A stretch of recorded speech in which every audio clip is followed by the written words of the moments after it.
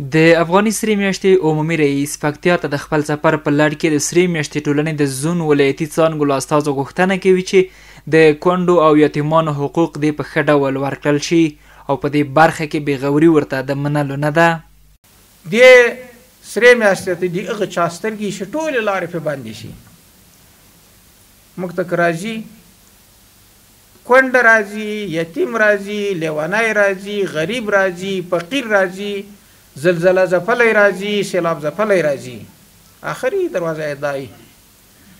نو که دا په دې کې موږ بله خیانت کوو، په دې کې موږ د دوی هغه حق دوی ته نه رسوو، دا خو د خدای پاک یو چا ته دا نیت نه ورکوي چې سوء استفاده د دوی له حق نه وکړو. دلاور ډاډ ورکوي چې دوی به د خپلو پروګرامونو لړۍ پراخوي او په شفاف ډول به خپلې چارې ترسره کوي.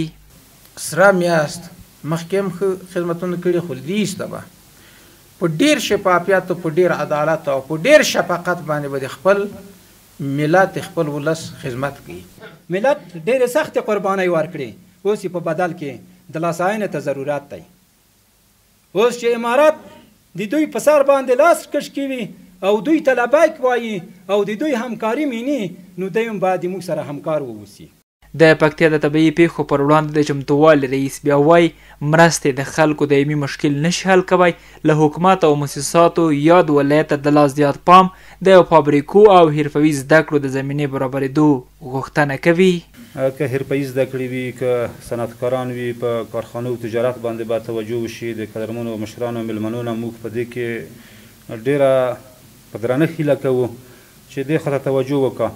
دغه هر څه ستونزې چې موږ ورسره لاسه ګرېوان یو، دا په مرستو باندې نه حل کېږي، نه د دې ځواب مرستې کولی شي.